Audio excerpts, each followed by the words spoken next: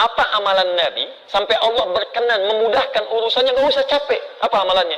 Ternyata salah satunya, Bismillahirrahmanirrahim.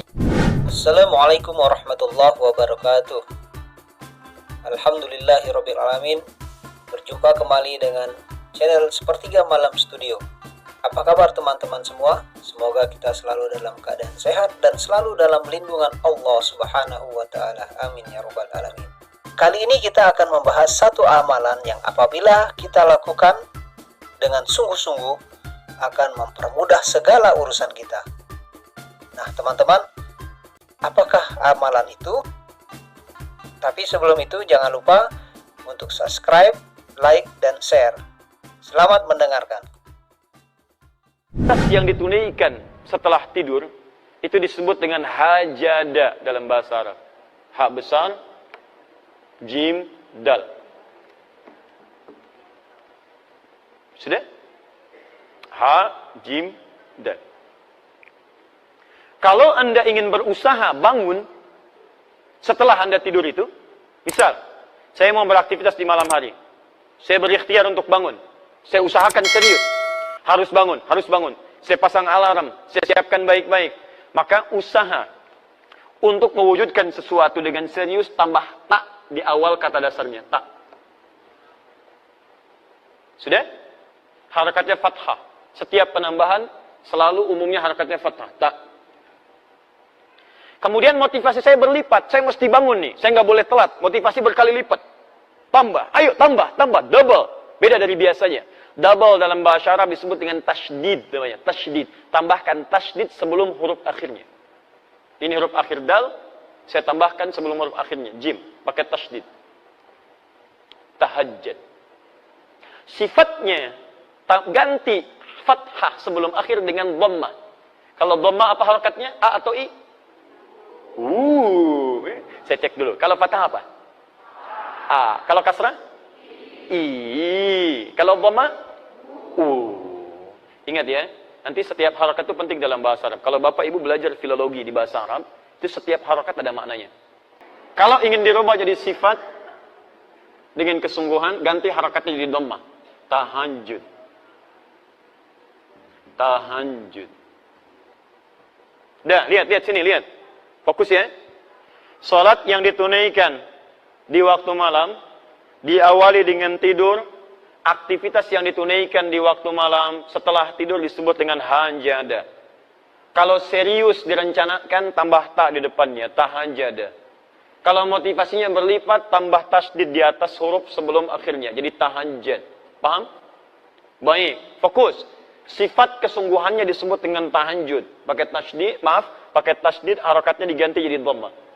Orang yang merencanakan tahajud dan dia tunaikan dengan sempurna, selain mendapatkan keutamaan yang tadi saya jelaskan, ditambah oleh Allah dengan 4 keutamaan lain.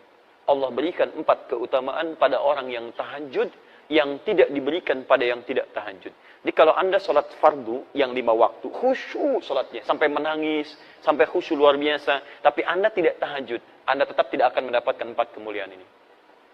1. Saya pindahkan sini. Apa motivasi yang bisa membuat kita kuat menunaikannya? 1. Asa ayyab'athaka rabbuka maqaman mahmuda. Teruskan ayatnya. Jadi Quran surat 17 ayat 79 sampai dengan 80. Teruskan. Wa minal laili fatahajjad bihi nafilatan lak. Ayo, di antara sebagian malam, jangan semuanya. Kamu tidur dulu, istirahat dulu. Dan rencanakan yang serius, hadirkan motivasi untuk menunaikan sholat di malam hari. Tahajud. Itu memang cuma nafilah kata Quran, tambahan. Hukumnya sunnah. Tapi lihat, 1. Walaupun cuma nafilah hukumnya sunnah, asa ayyab'athaka rabbuka maqaman mahmuda. Orang yang konsisten menunaikan ibadah ini, maka Allah akan berkenan mengangkat derajat atau aktivitasnya di tempat yang terbaik. Singkatnya, orang yang rajin tahajud akan diangkat derajatnya oleh Allah dengan menempatkannya di karir terbaik dalam aktivitas kehidupannya. Karir terbaik. Sudah? Baik, jadi orang yang rajin tahajud, ini nasihat saya. Orang yang rajin tahajud, ditunaikan dengan benar, maka hal pertama yang Allah anugerahkan kepada kita, apapun aktivitasnya, Allah akan tempatkan di tempat yang terbaik dalam kehidupannya. Misal, kalau Anda misalnya pengusaha atau berbisnis atau apapun dalam kehidupan, termasuk ibu misalnya beraktivitas, maka Allah akan tempatkan di tempat terbaik menurut Allah, bukan menurut manusia. Kalau menurut manusia begini, posisi yang terbaik, manajer atau direktur? Bu, oh ibu langsung direktur itu ya. Baik. Direktur, alhamdulillah. Sekarang pilih mana bu? Direktur gajinya misalnya, taruhlah 200 juta sebulan. Tapi maaf, kesulitannya meningkat. Sulit sholat, banyak rapat, ya, kemudian mohon maaf, aktivitasnya jadi melebar, ya, aktivitas bahkan dekat dengan maksiat. Kalau dulu misalnya, ya, mohon maaf ya, mainnya tenis, sekarang sudah golf, ya, yang dilihat sudah lain, yang dipukul sudah lain, yang nemani sudah lain. Kalau dulu yang ngantar-ngantar bawa mapnya laki-laki, sekarang direktur, sekretarisnya perempuan, misal. Atau manajer, gajinya beda sedikit lah, 100 juta misalnya. Sholatnya enak, nyaman. Jumatan juga nyaman, masih bisa ikut tausiah. Aktivitas bisa menghindar dari banyaknya maksiat. Ibu pilih mana sekarang, manajer atau direktur? Ah, sudah. Nah, kadang begini Pak. Kadang-kadang dalam kehidupan itu seperti itu. Ada yang levelnya ingin tinggi, kata Allah, kamu jangan di sini. Kalau kamu naik ke sini, kamu cuma keinginan, tapi ke depan kamu tidak tahu apa yang terjadi. Jabatan ini banyak diincar, tapi peluang keburukannya banyak. Banyak proyek yang tidak jelas. Di pergaulannya akan banyak maksiatnya. Kamu akan tertinggal banyak ibadahnya. Maka Allah tempatkan Anda. Bahasa orang lain cuma wakil. Tapi wakil itu, dunia dicukupkan, akhirat enak, keadaan nyaman. Bukan berarti nggak sampai level tertingginya, bukan. Tapi Allah memberikan karir terbaik menurut Allah Subhanahu wa Ta'ala. Itu yang disebut dengan maqam mahmudah. Paham ya? 2. Wa qur rabbi adkhilni mudkhalas sidqin. Dan katakan Muhammad, Rabbi adkhilni mudkhalas sidqin. Ya Allah, mohon bimbing aku mengawali pekerjaan dengan baik. Bapak kerja dibimbing pimpinan, mudah pekerjaan. Siapa yang tidak mudah dibimbing Allah Subhanahu wa Ta'ala? Dan lihat bedanya ya. Jadi kalau Allah bimbing seorang hamba, bimbingan itu disebut dengan hudan namanya, hudan. Ada yang sifatnya meningkatkan keimanan, jadi iman semakin kuat. Punya kecenderungan untuk mendekat pada Allah. Contohnya Quran, surah ke-18, ayat ke-13, untuk para pemuda. Ada pemuda yang dibimbing Allah, meningkat keimanannya. Disebut dengan Ashabul Kahf. Innahum fityatun amanu birabbihim wazidnahum huda. Ya, ada pemuda yang keimanannya bertambah karena mendapat petunjuk Allah Subhanahu wa Ta'ala. Ada kedua, hudan di situ adalah bimbingan untuk meningkatkan ibadah. Ya, ada perubahan dalam hidup, seakan-akan sekarang ingin rajin ibadah.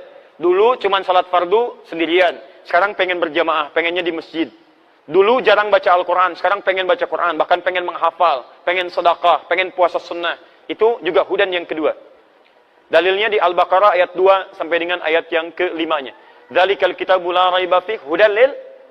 Ketika hudan disebutkan pada muttaqin, apa bentuknya? Peningkatan amal saleh. Alladzina yu'minuna bil ghaib wa yuqimunas shalah wa mimma razaqnahum yunfiqun, dan seterusnya ayat. Ada hudan yang ketiga, ini yang paling dahsyat. Bimbingan Allah dalam semua level kehidupan. Bahkan bimbingannya nempel begini.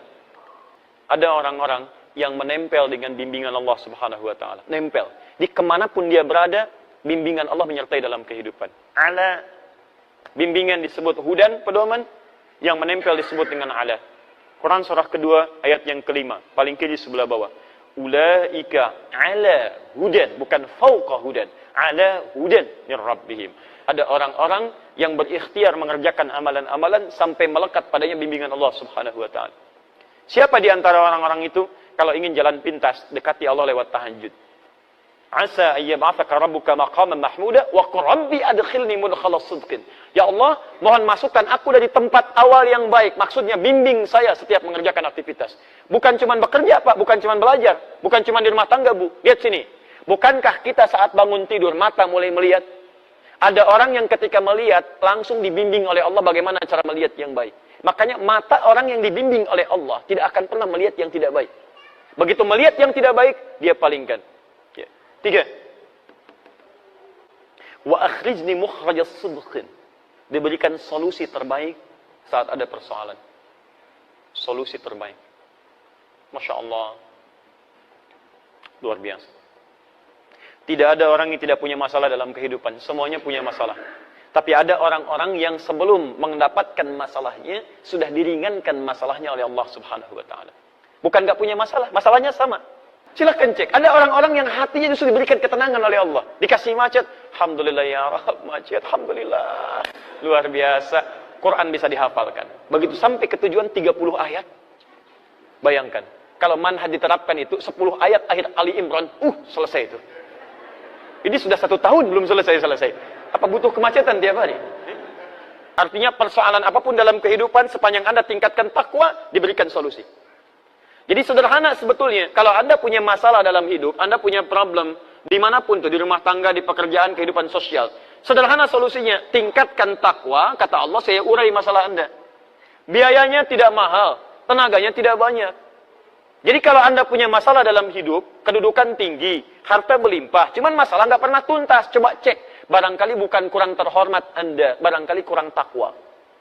Bukan kurang kaya, barangkali kurang ini, kurang takwa. Ini poinnya. Nah sekarang, ya Allah kalau saya ingin tingkatkan takwa, bagaimana caranya? Banyak. Disebutkan 115 kali kata takwa dalam Quran setidaknya.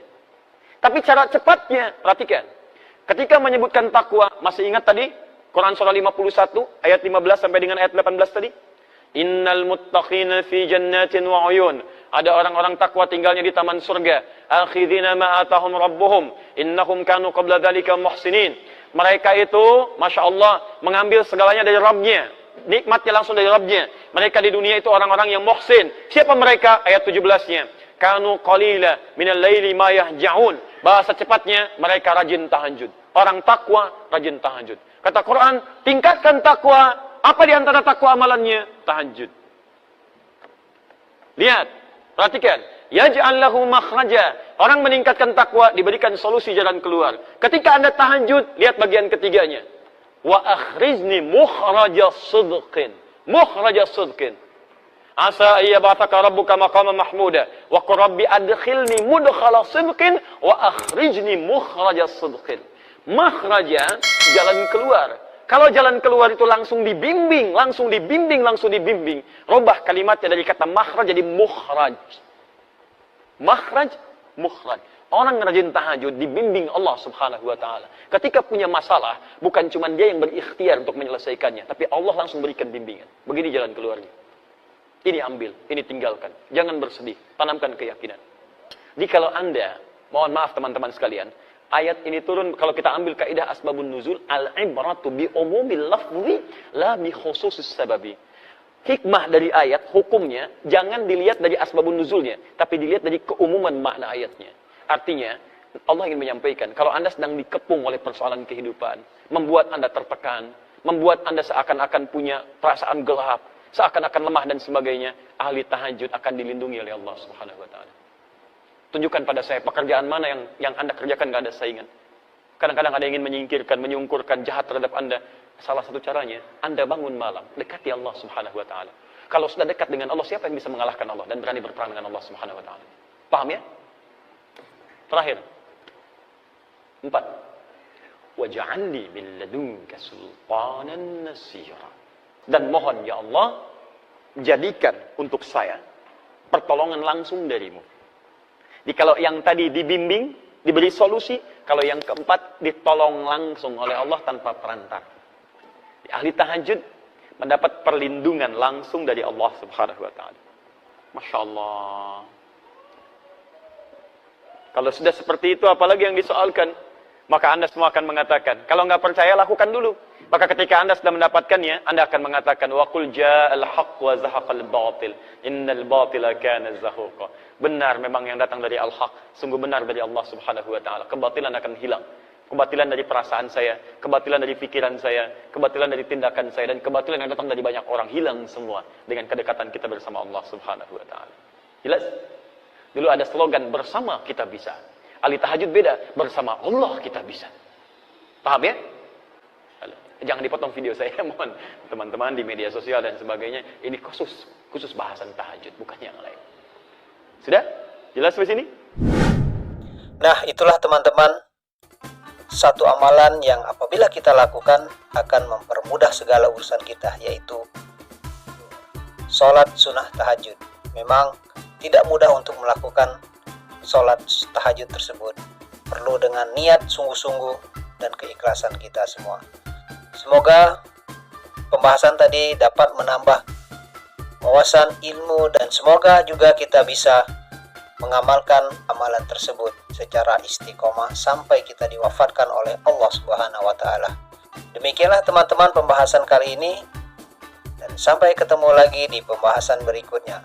Subhanakallahumma wa bihamdika asyhadu alla ilaha illa anta astaghfiruka wa atubu ilaik. Wassalamualaikum warahmatullahi wabarakatuh.